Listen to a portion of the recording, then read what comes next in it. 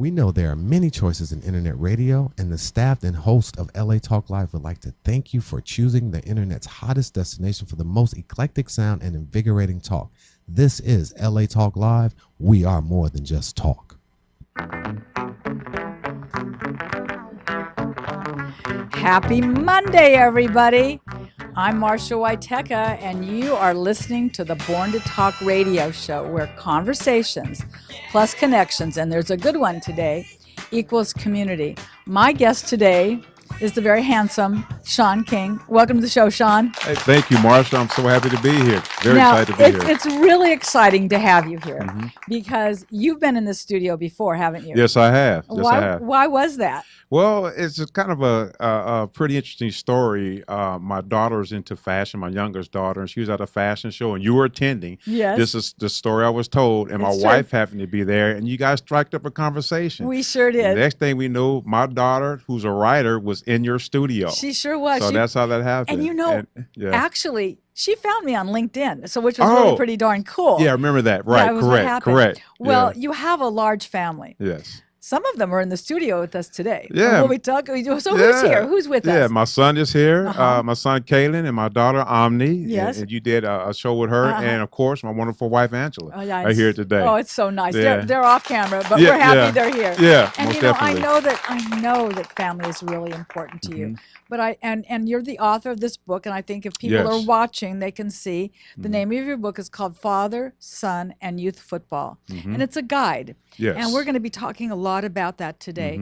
But I thought before we get to that, let's just share with the audience a little bit about yourself, where you grew up, just a little bit about you, Sean. Of course. I'm originally from Oakland, California. I was born in Oakland, California, and I grew up around the Bay Area.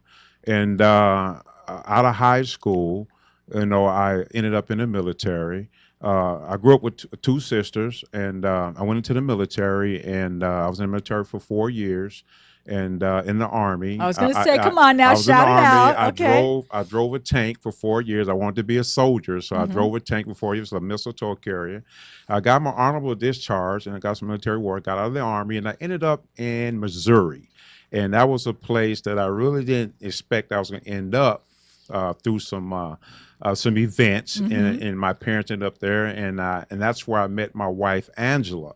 And I ended up being in Missouri for 30 years. And I met my wife, Angela. We got married, and we just recently celebrated our 28th year anniversary. Wonderful. And I've always talked about being back home in California. My wife is a St. Louis native, and so we got married. We had 4 children, and that's where my children were raised, and I always wanted to come back home.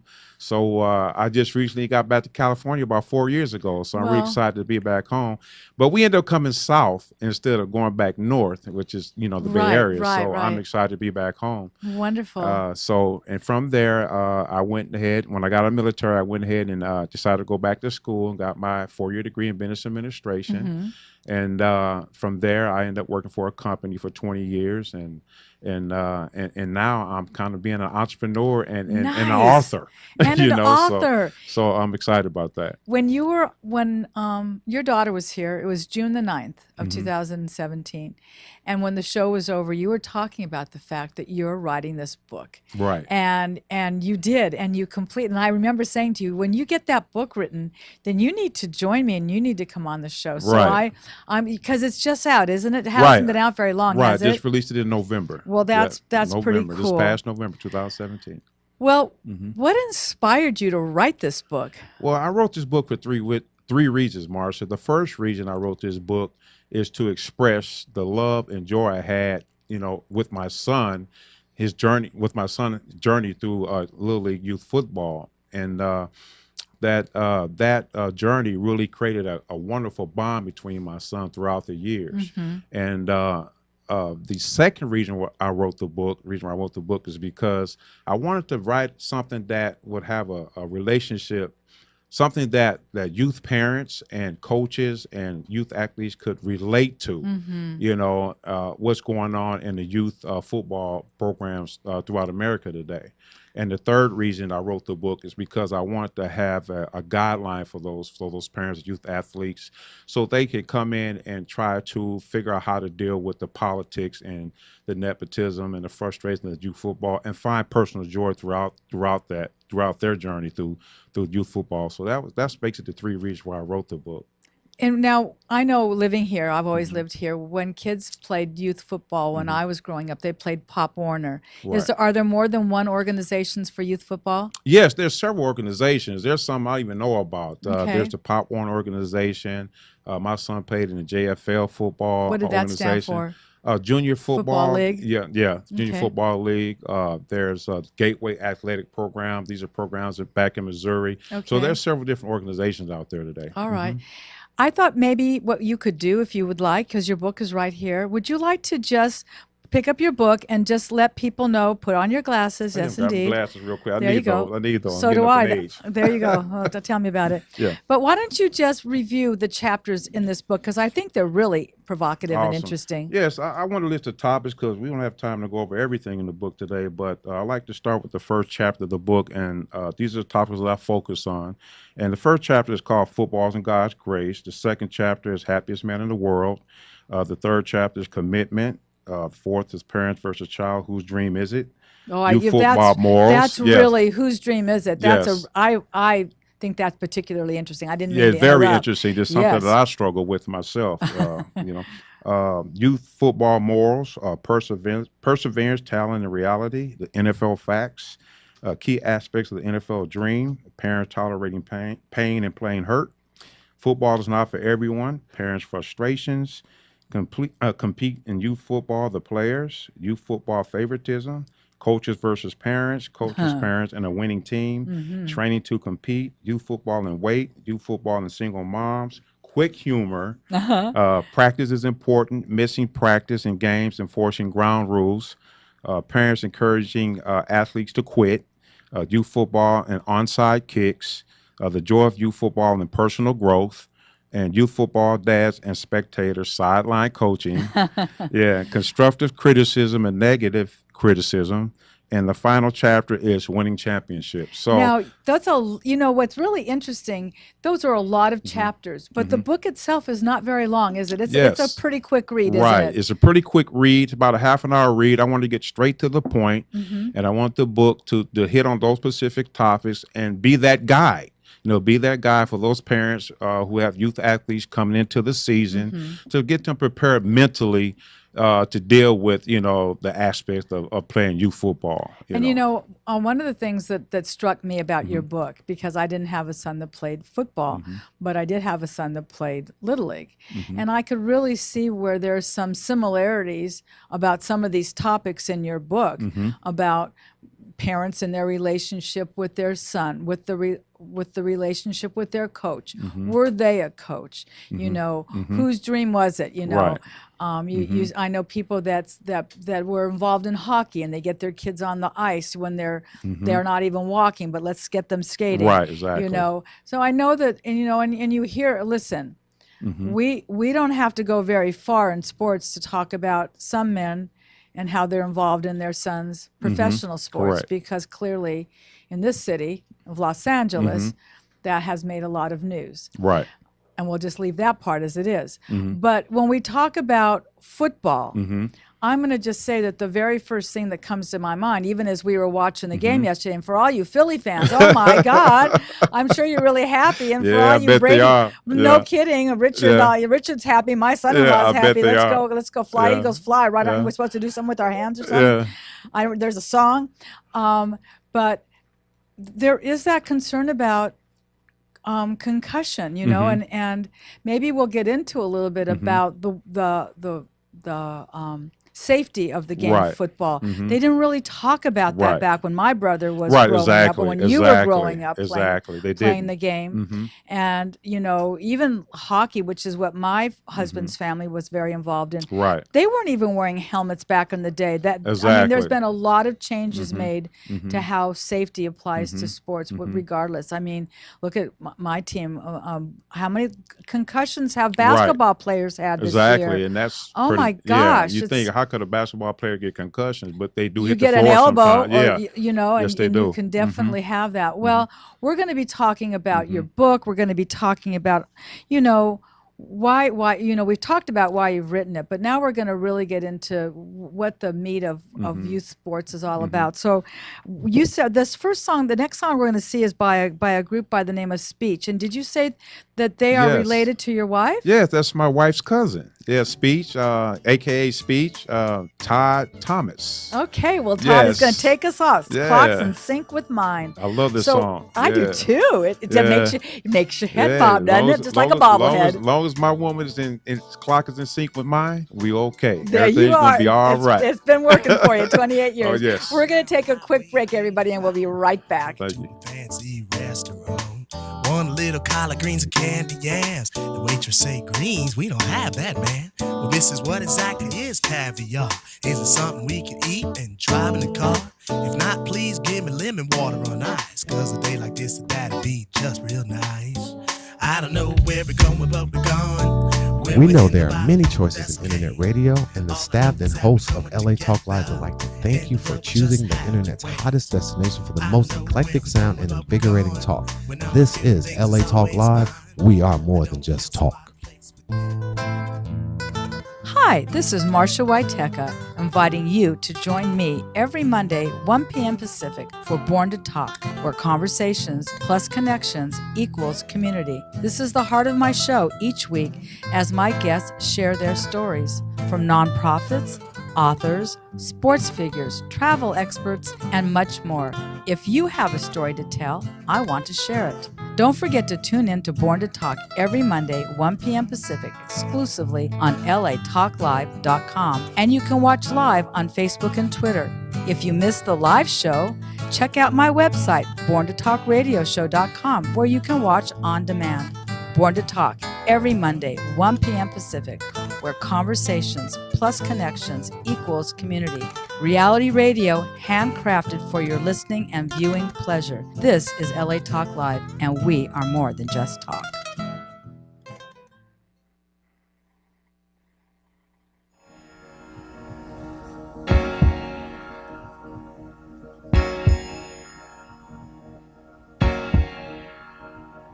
Welcome back, everybody. And now we're set to go. So now that we're back after our first break, and there is some excitement and anxiety when people do radio shows. Trust me, I feel that way every single week, and we're going on 3 years. Yeah. It is exciting. But what I always know, and why I do this, Sean, and why I have a passion for this, is because you have a passion. You have a passion for what you're doing. Your family's here supporting you because they love you so much. And so, speaking about passion, it's the perfect lead into my very first question, which is, why do you have such a passion for this game and coaching? Tell me about what football means to you. I love this game. It's masculine. It's a very masculine game.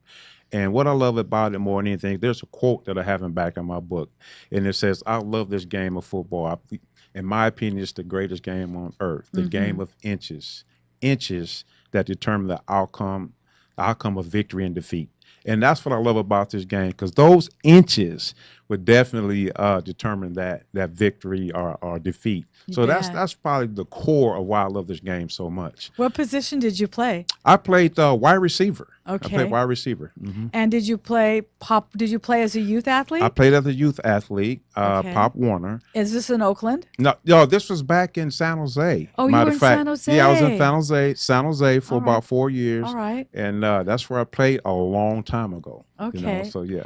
And then from San Jose, and playing Pop Warner, did you then play high school ball? Oh, that's pretty ironic that you mentioned that. I went through a transition where my parents moved away from the kids that I grew up with. Uh-huh. So I kind of felt in a little kind of depression mode. So when I got to this new high school, I looked at the program, but I wasn't really into it. I missed the friends that I grew up through elementary and junior high school with.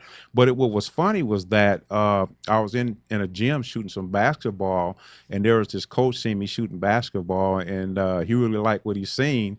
So he was just on me to join the team, and so since he showed me so much love, I joined the team. So I ended up playing 3 years of high school basketball. Oh, no kidding. And I kind of developed some friendship within that core, so I just stuck with them. So that's how ironic that is, you know. You want to know Yeah. what's really ironic? Yeah, So I'm so- looking at you, right? But off camera, I can see your son, Yeah, and his eyes just went like, yeah, yeah. I didn't know Dad played basketball in high school. Was that what that look was? Yeah, you know. You knew. Okay. Yeah, you All right. know. I just thought Yeah, that was so yeah. cute. Okay. So, all right. So then, how did you go from basketball to football then? Well, like I said, I love the game of football, and my son, you know, he's my son. You know, Right. I love football. Let's see if my son, you know, would be interested in playing football. And he was young, you know, and most kids, you know, you pretty much have, you know, control over their minds because they're children. Right. So I introduced him to football, and I wanted to see how it would go. And he took, you know, he went in there, and he had a great heart, and I see that he was very interested and liked the game, and we just took it one step at a time, and we took it from season to season, and he Wow. ended up coming to have the love of the game, like I have for it. Did know? you? So while you were playing basketball in high school, were you at the same time playing on the football team in high school? No, I didn't play. You yeah. don't. You never played Yeah, high never- school. I never so played- You never, mhm. never played football again. Right, never played football. Not again. in college. Right. No, Nothing. from high school, I went straight into the military. No Yeah, I kidding. got out of high school, went straight to the military. So as much as you played basketball, you still had the love of the game, of for football. football. Yes, ma'am. That's really interesting. So that was a really bonding experience then for you and your son, wasn't Oh, it? without a doubt. Because how old are you when you start playing Pop Warner? I was or he was playing that yeah. what was it called? Of in JFL. JFL. Yeah, my right. son started playing JFL when he was 7. I Okay. started playing Little League football when I was 9. But not Little League football. Yeah. Did you call it Little League football? Well, they called it Little League football back then. Oh, no you know, kidding. They But it was the didn't ca- Pop. It was the Pop Warner Oh, League. It was okay. the Pop Warner League that I played in. I started when I was 9, but my son started playing when he was 7. Got it. All right. You know, when you mentioned Little League, Yeah. I immediately went to baseball. So you talked a little bit about some of the chapters in your book, but I know that you mentioned that morals in youth football is really, really important. Could you talk a little bit more about why? It's very important, you know, and that was one of the bond that I had with my son. And it wasn't just about football, you know, it was about a time of teaching, you know what I'm saying, and respect, learning to respect those players on and off the field, you know, and respecting people in life. So it was a journey of teaching also, you know, and the morals that you know, the lack of morals that take place in youth football organization today is huge. Give me an example. I'll give you a perfect example. I was watching I had joined a football forum online, Facebook, and a football group, should I say. Okay. And there was these two teams in the championship. And it was toward the end of the game, and one team was winning, and they were going to win as the clock was running out. And I noticed that there was a timeout call from the other team. And when they went back to play, when the other team got set, the kids deliberately jumped off their side of the line and hit their opponents. Oh, man. One kid ended up sustaining a concussion. The other kid ended up cracking a wrist in his arm. So we have those type of things going on. We have you know, parents making statements of intimate favors for having favor for the youth, those type of things going on. So we talk about, the cursing and things like that we try to clean up because, you know, the kids are always watching. So, always watching and listening. So there are some things in youth football and some programs, you know, that we have to try to clean up when it comes to those morals. But yeah, so you know that time and that journey with my son was always the teaching of what's right, what's wrong, you know, being humble and respecting players and respecting coaches, you know, and so you kind of, you know, you run into those type of things. Well, in when you're coaching. sportsmanship, you see that. I remember I've been a sports fan for a very long time, and I can remember when we used to watch hockey. And I'm talking about 40 years ago. At the end of a hockey game, the teams line up on the ice and they all high five each other at the end of the game, you know, Right. and you really didn't see that in many other sports. Right. You know, you see it occasionally you'll see it like in a baseball game. Do you even see that in football? Do football like sometimes you'll see that. Sometimes you'll see it in basketball where teams will hug a former coach or a former player. Do you see that in football very much? Well, you know, it's kind of changed a little bit. You still see the high five, but you see more of the chest bumping, you know, Yes. the jumping and chest bumping, that type of thing. Already come up with their little hand movements Yes. and things like that. You got the different style going on, you know, and change, which is you know, really cool, really neat. So, but the high five is still out there. But we got all these new things coming Yes. into play. That's kind of fun. You know? mentioned a little bit about politics, and you know we're going to stick to this sport for right now and favoritism in youth football. How does that work? Politics, and it exists. It is what it is, and it's never going to go away. And that's one of the parents' biggest frustrations in youth football or any other youth sport. And you know, favoritism. You know, you have father coach who's coaching their sons, and you know, and frustrations come through that. But sometimes, you know, when it comes to politics and players and talent, you have to accept talent when you see it, you know, and that's done through evaluation, you know, long-term evaluation. So there's a lot of politics in youth football, and you know, what I talk about in the book is how you deal with that, you know, and how you get around that, you know, and a lot of it has to do with preparing your athlete to be competitive, you know, to be able to have more of an opportunity to play, you know. The politics takes place when, you know, a lot of the parents, you know, they have frustration about their kids not getting enough playing time because there's the favoritism, you know, things like that. But when I used to talk to my son, which I talk about in the book, is that you have to look at little league sports for what it is. It's little league sports, you know, and we ought to have, you know, I'm a Christian man, so I always believe in God being our destiny, you know, our destiny and where we end up in our lives. But you know, you have to look at little league sports for what it is. It's just little league sports, you know, because I'll give you a perfect example of that. You may have a superstar stud kid in youth football, but in high school he may be on the bench, you know, and from high school to college he may be on the bench, you know. So you know, that politics starts to change a little bit as the kids go from one platform to the next, from little league to high school to college, you know, to the NFL, if you make it that far. And because a lot of that politics become more talent based. So to deal with that politics that goes that goes on your sport, you really have to prepare your kid to be competitive, which requires a lot of work, you know, and you know, you have to do that politics. You really have to take a great deal of evaluation of what's going on, and you know, and just develop a relationship with a good relationship with your athlete. In Pop Warner or whatever organization that the youth is, does that go all the way through high school, or does that stop like at age 12?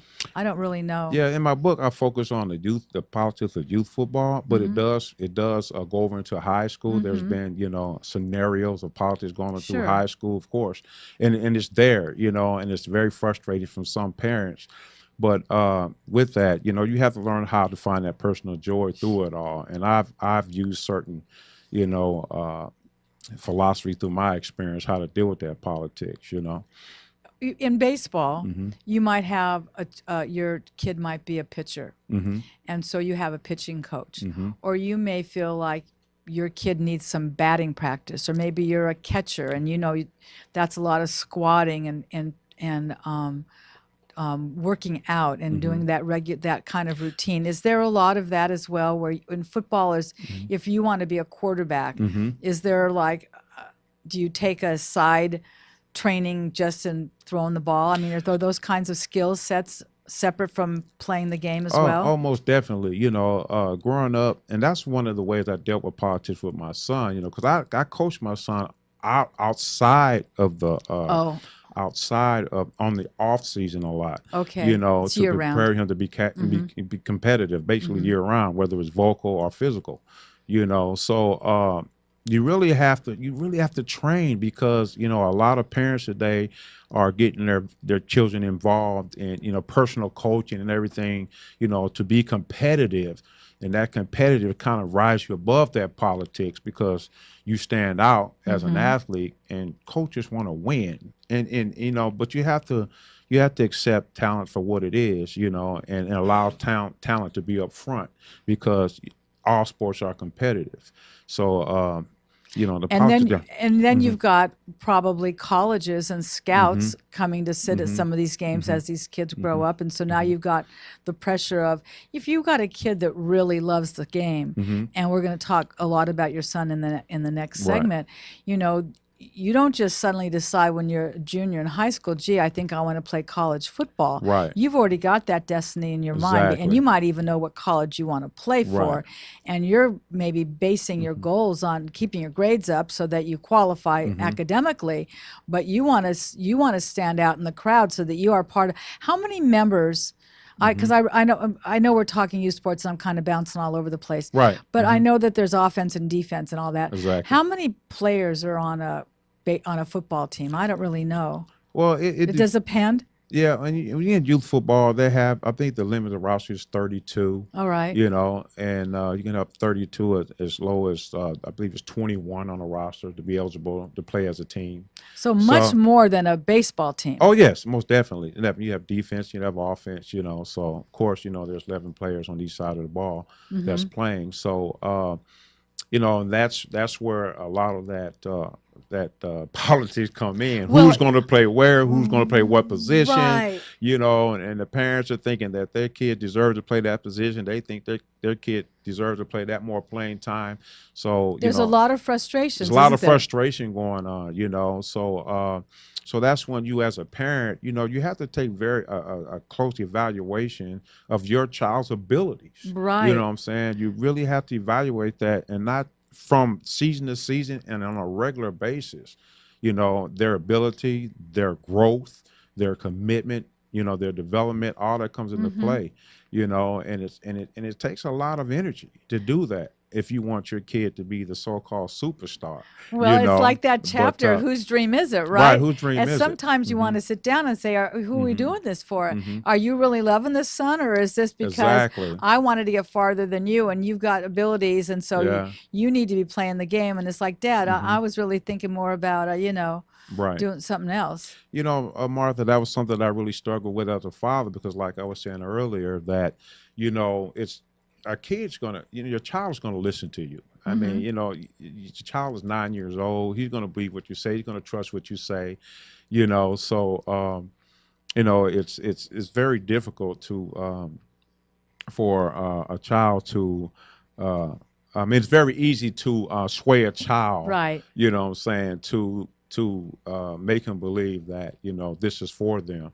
So it's very It's a little there's a little gray line there. So I struggle with that, and a question in my mind all through youth football: did my son really want to play football because he loved the game, or was I persuading him, Right. To play the game because of the love I have for the game? So that's what we really have to try to evaluate from season to season. You know what I'm saying? And how he's responding to playing for season, because football is a very brutal sport. It's A very brutal sport. Right. And it's not for everyone. It's not for every child. So you really have to take a close evaluation for season to season to determine whether or not they really want to play this game. It's difficult to do, because when you're a child, you're going to listen to your parent. I want to play soccer yeah, now, Dad. It's like, because all my friends are playing soccer. Yeah, so it's very difficult. But if the parents have to know the sport. They have to have some research and know the sport pretty well, to understand if that sport's right for their child. Sure. Based on their personal evaluations. And sometimes, of course, you can go to those coaches, and those trainers, and they can kind of give you a good idea, how your kid is performing. How competitive is the game? Is it competitive? The game is very competitive because of everybody wants to be a superstar. Right. And does everybody want to be the quarterback? you have. It does depend. Well, you have in Little League, there's usually 4 positions that most kids want to play that are considered to be the elite positions. That's quarterback, running back, linebacker, and wide receiver. And those are the deep politic positions in youth football. You know, those are the positions that the parents and young athletes fight over. Right. You know, and so yeah. And they really are different skill sets, aren't they? Very different skill sets, and that's why you know, it's a lot. For example, I had a young man that played for me last year. Young kid, I'm a young kid that played for me last year, and he thought, I asked him if he wanted to play the running back position, and he said, yeah, I'm down, you know. And so I brought him back. How old is he? Young kid, he's 12, and he Okay. never played football before, but I seen that he had some football skills. So I brought him back there, and normally a coach would say, you know, son, I don't think this position is for you. We're just looking for another position. But he was intelligent enough to realize that position wasn't for him. So that was the easy thing to deal with. He goes, you know, Coach King, I think I prefer to play free safety and not running back. You know, so you know, you have those positions, man, that you really have to. Then because you want to play that position, kids find out that they're harder to play than what they think. You know, and it requires, like you say, a certain skill set that they must have. A position we haven't talked about that can change the game is that kicker, that punter. Is that, if you know, if you can't kick a field goal, if you can't punt, if you can't drop the ball close to the end, to the sidelines. Yes. I mean, those are pretty important. Yes. So do you find that oftentimes the soccer players will be the kickers on your team? You know, I've heard of a lot of soccer players being the kickers or field goal kickers or extra point kickers, and they do well when they come play Little League football. And now that you mention that, we had a phenomenal kicker last year. Really? Yeah, our field goal kicker and our extra point kicker. Is that one and the same? Is that position the same person? Does the one that kicks that ball when they kick off, you know, to start the game or punt or do any of that? Is there different sets of skills for those different things? It's one guy that does it. Yeah, it all depends on the guy's abilities, you know, because, you know, most kickers can kick a field goal, can kick an extra point, or they can kick a kickoff, you know. So, you know, it all depends on those skill sets they may have. You might have a guy that's great at kicking a kickoff and kicking it deep and long versus a guy who's accurate in kicking a field goal at a shorter distance. So that's when you start to determine through evaluation who's going to play what position and perform what. Is the scoring identical in youth sports as it is in you know, college and football? Yes, it is. And do 2-point? Do they have 2-point conversions in youth sports as well? Yes, they have 2-point conversions and you know, field goals. You know, so yeah. And how do they? And 4 quarters? 4 quarters, yes. And how long? And how long is a quarter? The quarters. What is it? Oh my goodness, 12 minutes? 10. No, 10 minutes. 10 minutes. 10 minutes. 10 minutes. 10 minutes. Okay, and then a half. Then a half. Yeah, 10 minutes and a half. Yeah. Wow. What position did you play? I played wide receiver. I played wide receiver. Yes, and what position did Kalen play? My son was very versatile, man. He played running back all through youth football, and then in college he played cornerback. Okay, well, we're going to talk about that because I can see clearly now that we're going to take a break. Oh, I love that. I'm so clever, aren't I? Yes, you are. I'm my greatest fan. That's awesome. Okay, everybody, we'll be right back after this quick break. It's going to be a bright, sunshiny day. It's going to be bright. We know there are many choices in internet radio, and the staff and host of LA Talk Live would like to thank you for choosing the internet's hottest destination for the most eclectic sound and invigorating talk. This is LA Talk Live. We are more than just talk. Hi, this is Marsha Waiteka, inviting you to join me every Monday, 1 p.m. Pacific, for Born to Talk, where conversations plus connections equals community. This is the heart of my show each week as my guests share their stories, from nonprofits, authors, sports figures, travel experts, and much more. If you have a story to tell, I want to share it. Don't forget to tune in to Born to Talk every Monday, 1 p.m. Pacific, exclusively on latalklive.com. And you can watch live on Facebook and Twitter. If you missed the live show, check out my website, borntotalkradioshow.com, where you can watch on demand. Born to Talk, every Monday, 1 p.m. Pacific, where conversations plus connections equals community. Reality radio, handcrafted for your listening and viewing pleasure. This is LA Talk Live, and we are more than just talk. Hi, this is Marsha Waiteka inviting you to join me every Monday, 11 a.m. Pacific, for Marsha's Music Shuffle. My show features music from the 60s and beyond, bringing you artists and songs that touch us in so many ways with lyrics, rhythm, and voices. Put your dancing shoes on and join me every Monday morning, 11 a.m. Pacific, for Marsha's Music Shuffle, exclusively on latalklive.com. Reality radio, handcrafted for your listening and viewing pleasure. This is LA Talk Live, and we are more than just talk.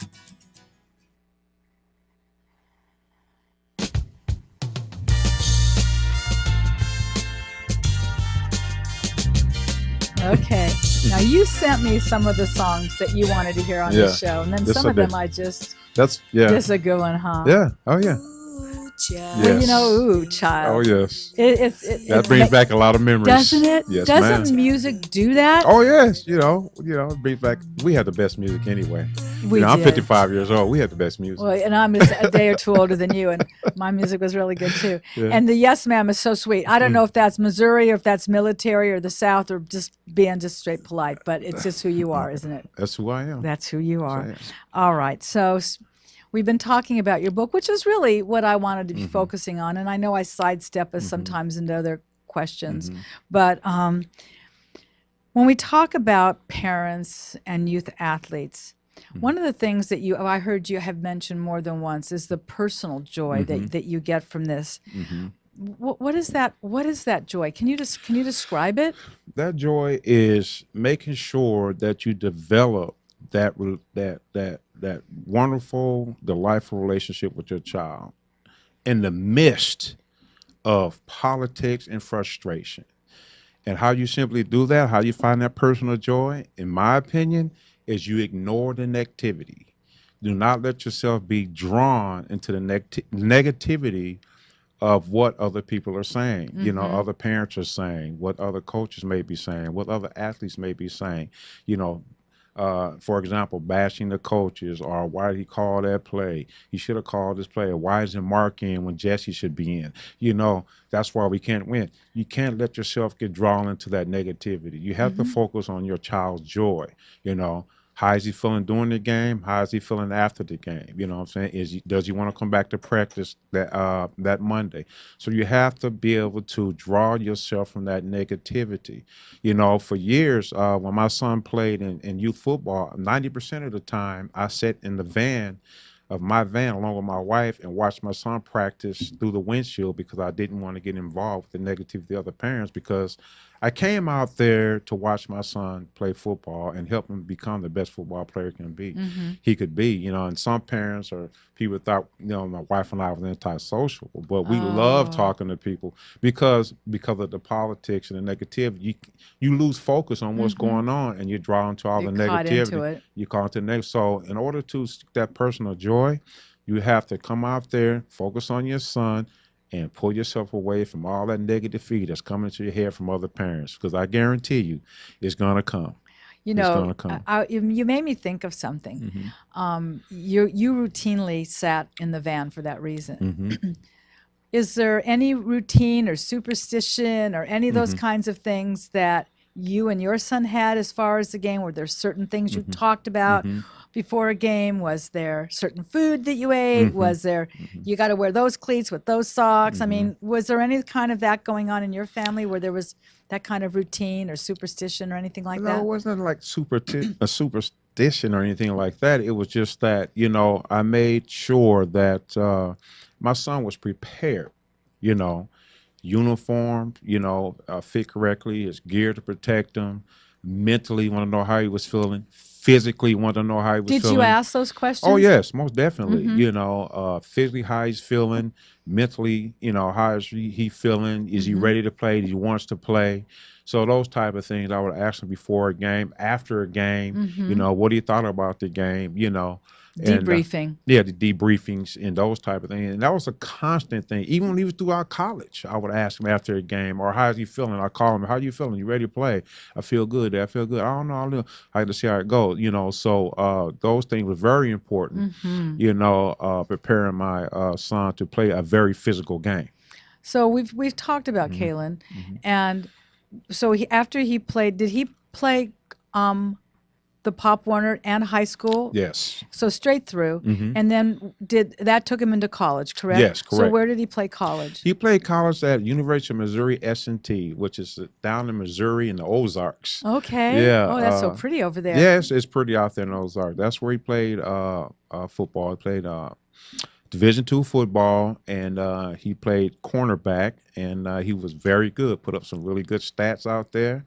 And matter of fact, he put seniors on the bench his junior year. So don't let his size fool you. He's very quick, very strong, and that's why they recruited him on a football scholarship. So he has some great skills. So yeah.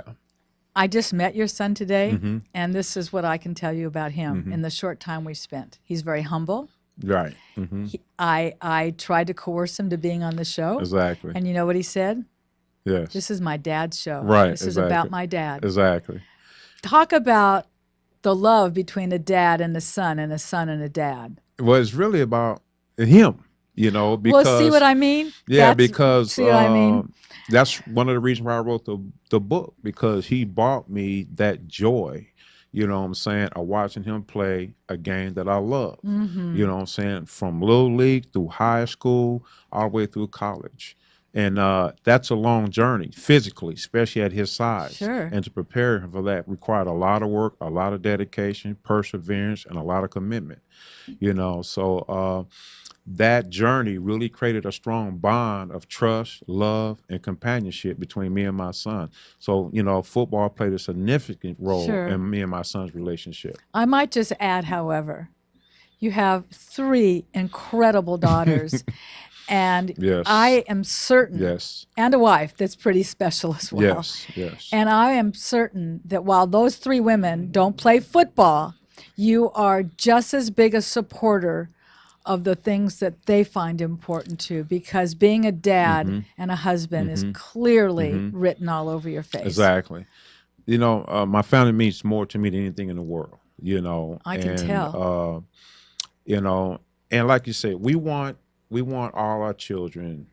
We want our children to be successful. We want our children to be happy. We want them to fulfill their dreams, And as a parent, I believe that we should put forth our best efforts to support them, whatever they do. And I've always told my children, it doesn't matter what you do, as long as you can treat yourself with respect and treat people with respect, And you can walk that life, and I would always admire and love you for that, But they have a great deal of talent. They all have a great deal of talent, and that's been a blessing. My oldest daughter, she's working for a company now. She has a college degree in hospitality management with a focus on meeting events. Of course, Ami's a writer. My younger daughter, she's in fashion, and she's down in L.A. at FITM Fashion Design School, and my son is finished up with his degree in information science technology. So,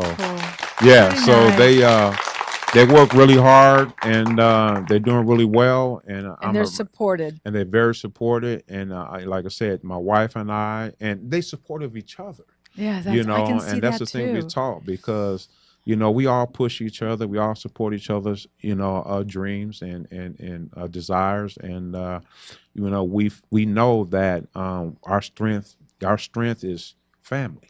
So if we were to pull Kalen on the mic and say to him, so what lessons do you think you've learned playing football?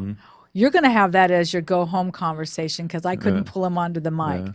So he might have his own responses to that. But what do you think your response is? What do you think the lessons he's learned being involved in sports? Well, there's several lessons. And one is that hard work, commitment yields positive results. And I think that's one of the biggest lessons that he learned, because he put in a lot of hard work, and And then there's, through football, you always develop that sense of bonding and camaraderie between players and men, and so I think that commitment, dedication, believing in himself are key, key things within a person that really creates a lot of growth that they may experience, as they go through life.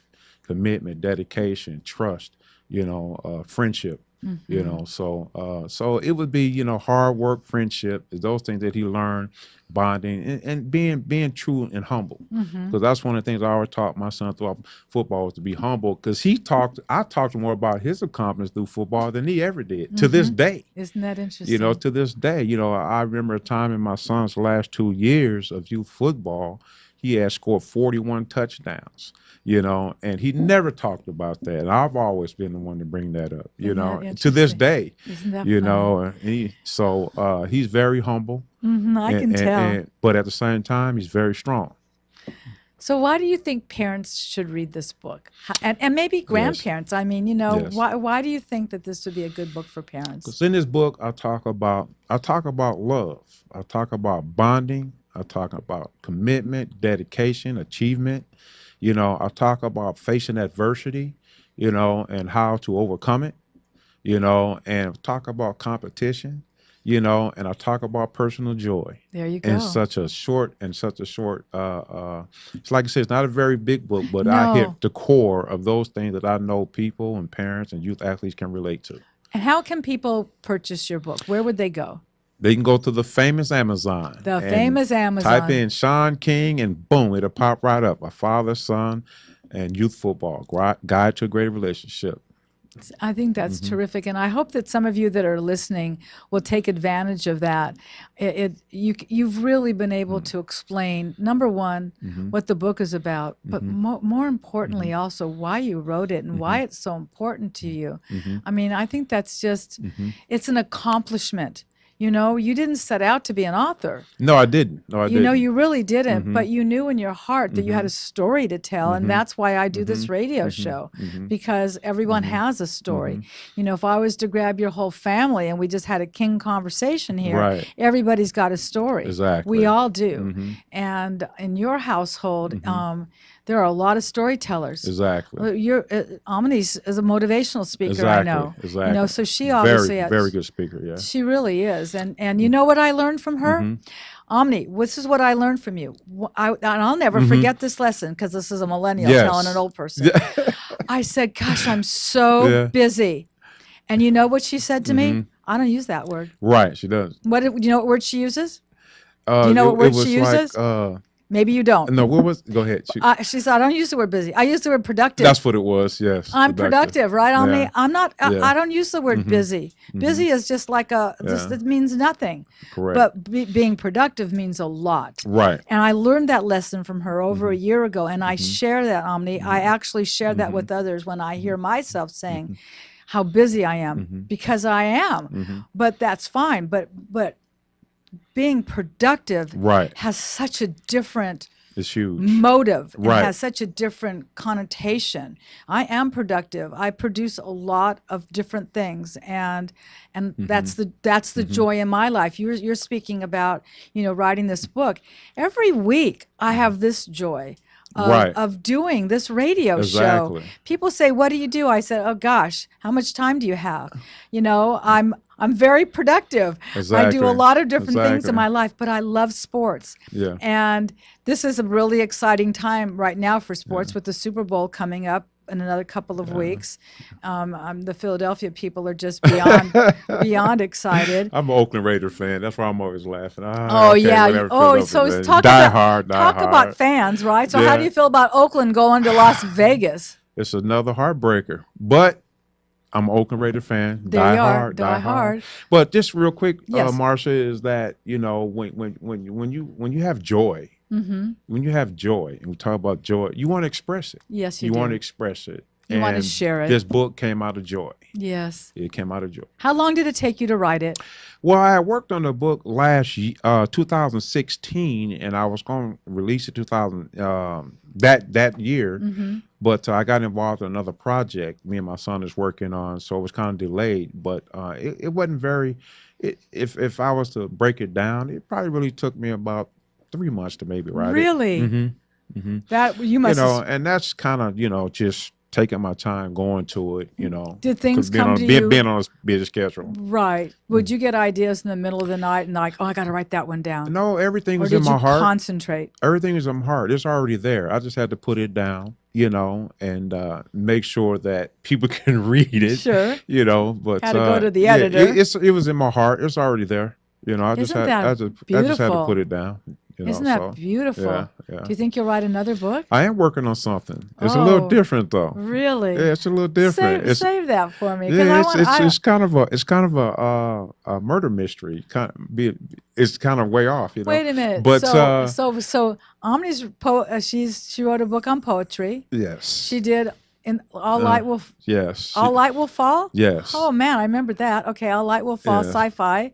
yes. She's all over the place. Well, this she's girl. busy. She's about to finish up part No, two. she's not busy, honey. But She's productive. She's productive. She's productive. She's about to finish up the part two of her part two of the saga, which is part one of part two. Shall I say it like that? Part one of the second book. There's going to be right. 2 parts to the second All novel. right, Put it that cool. way. But, And then you know what she'll do? yeah. You know what she'll do? Then she'll write a screenplay, and then she'll cast herself in the role. well, that would be pretty exciting. Wouldn't that? Yeah. And your other daughter could do all the makeup. Oh, she's And, phenomenal. Yeah, and then your son can do all the IT and get all that he's, out he's there. the man. All right. I mean, it's a family affair. I don't Yes, know it why is. I didn't choose that song for our show. It's a family affair. It is It's a awesome. family affair. Great right? song. Oh, Great no song. kidding. That's a great song to play at family reunions. It's seriously. Is music big in your household? Music is big in my household. I've never been a collector of music, but I love music. I do and too. I like a lot of different artists. So whether from rock to To jazz gospel. to gospel, Mm-hmm. to a little pop, soft rap, not too hard, But I listen to a lot of different music. That's like I say, neat. anything that moves my head.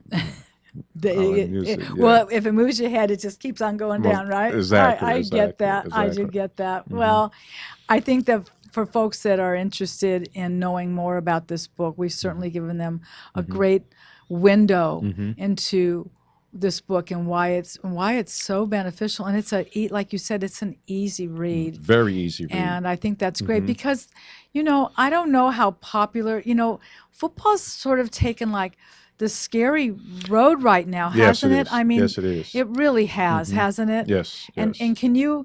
how do you assure parents that the safety part of this game can be, like it's the concussions, that is Yes. what, but a broken leg, a broken arm, any of those things, Right. they are concerns. Yeah, they are Shoulders. They are great concerns, and the key to limiting, those injuries is you have to really get involved when your kid is involved in a very physical sport. So conditioning. So, it's fundamentals. Mm-hmm. You have to make sure that they understand and apply the fundamentals to protect themselves playing a physical game. Yeah, And that's the key. Right. Make sure they understand and can apply the fundamentals sure. to protect themselves. We're going to take a really short station break because you know what? So, It's almost Miller time. No, that was kidding. this song is me and my wife.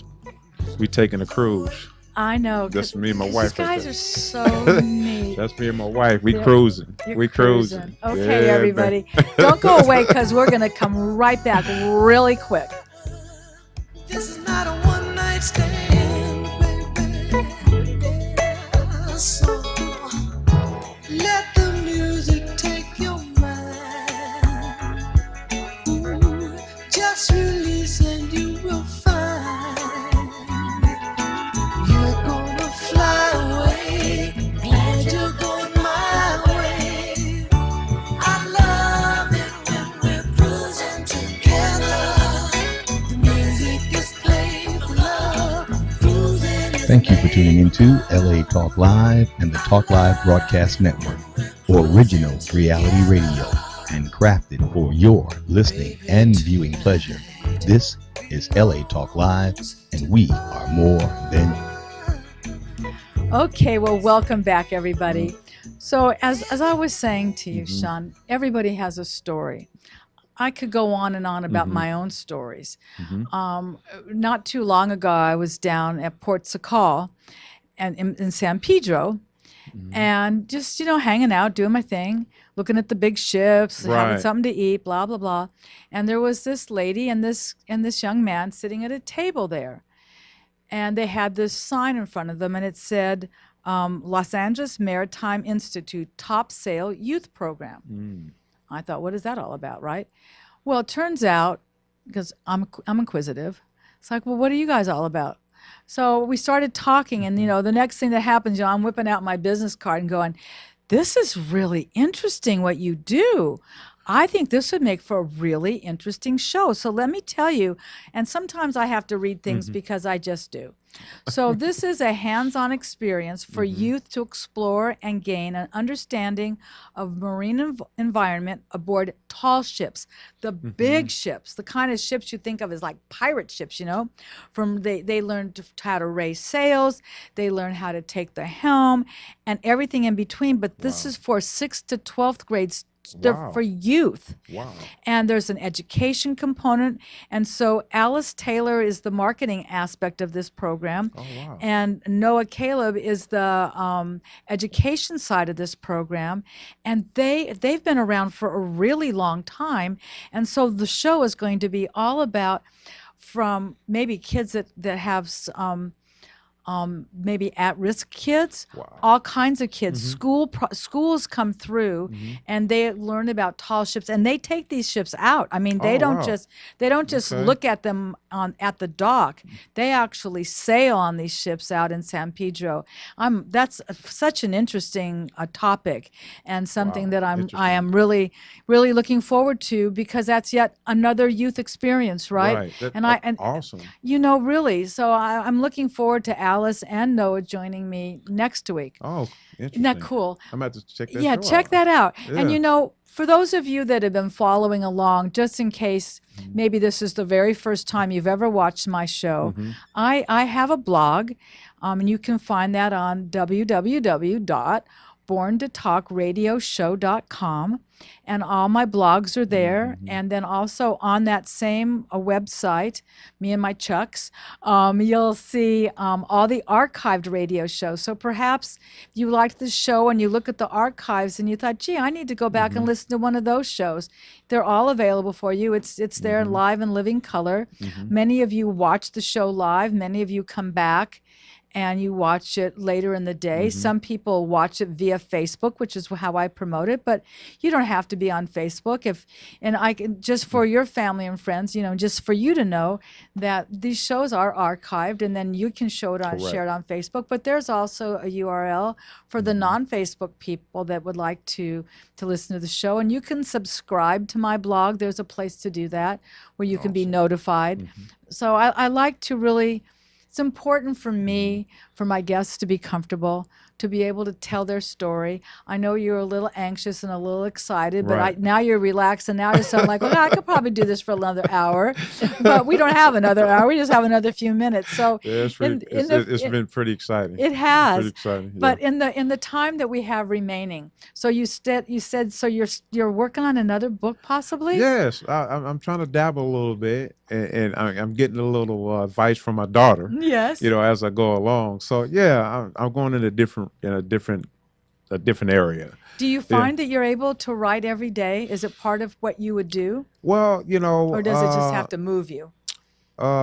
It's always on my mind, but there's a major project that my family is working on that we've worked on for almost 2 years now. Want to talk about it, or is it a surprise? Well, it's I can't go into the details yet, Okay. but it's a mobile app, and it's a Oh. phenomenal mobile app. Terrific. That Well, Mr. we IT built probably. we built from the ground. Mr. IT sets the foundation. There you My go. son, he set the foundation for us to build on it, and it's going Nice. to be a phenomenal app. Something like you've never seen before. It's going to be pretty fascinating. Well, you know what I'm thinking. So okay, Yeah. so So there's King Part 2. it's been kind of Is pulling King- me away from that writing. Is King Yeah. Part 3 maybe, you know, when that mobile app comes up?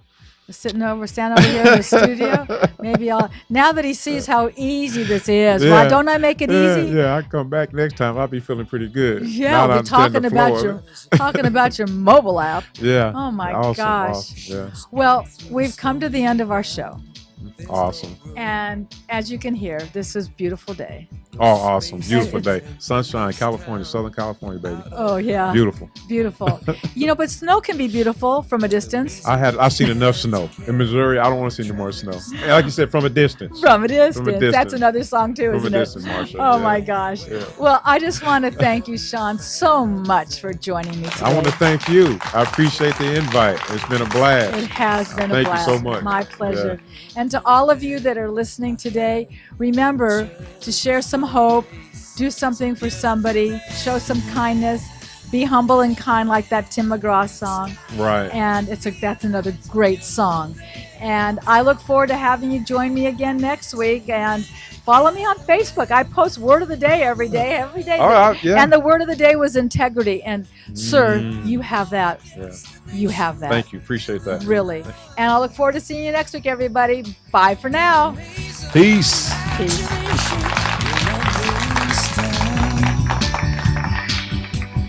Even if that doesn't ring true, you've been all over, and it's been all over you. It's a beautiful day. Don't let it get away. It's a beautiful day.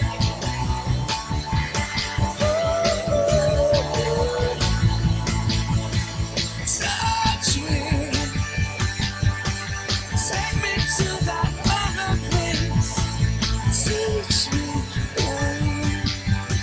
I know I'm not a hopeless case.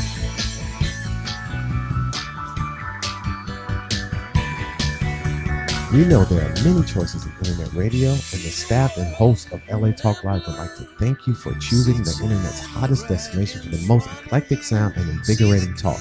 This is LA Talk Live. We are more than just talk.